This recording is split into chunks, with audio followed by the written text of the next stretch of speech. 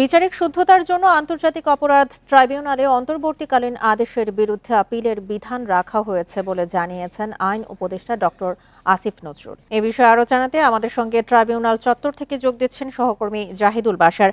জাহিদুল বাশার, বিচারিক শুদ্ধতার জন্য আন্তর্জাতিক অপরাধ ট্রাইব্যুনালে অন্তর্বর্তী আদেশের বিরুদ্ধে যে আপিলের বিধান রাখা হয়েছে, এই সিদ্ধান্তে বিচারের ক্ষেত্রে কি ধরনের প্রভাব ফেলবে?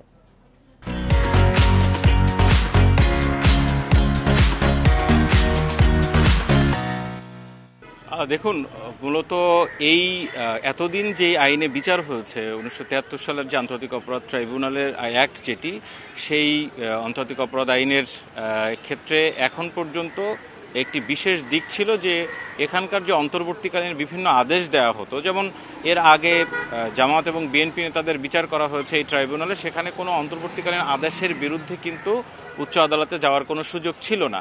অর্থাৎ অন্তর্বর্তীকালীন আদেশ বলতে এখানে মূলত যে বিষয়টি ছিল যে ট্রাইব্যুনাল থেকে চূড়ান্ত রায় দেওয়ার পরে সে রায় যাই হোক, সেই রায়ের বিরুদ্ধে আসামিপক্ষ চাইলে তিনি আপিলেট ডিভিশনে যেতে পারতেন।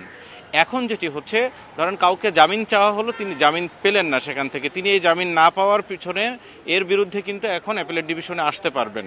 আগে এই সুযোগটি ছিল না। অর্থাৎ এখন যেটি আইনজীবীরা বলছেন যে এই সুযোগটি দেওয়ার ফলে বিচার প্রার্থীর অর্থাৎ আসামিদের ক্ষেত্রে তার আইনি সুযোগ সুবিধা পাওয়ার ক্ষেত্রটা অনেক বৃদ্ধি পেল এবং ন্যায় বিচার নিশ্চিতের পথটা আরও সুগম হলো।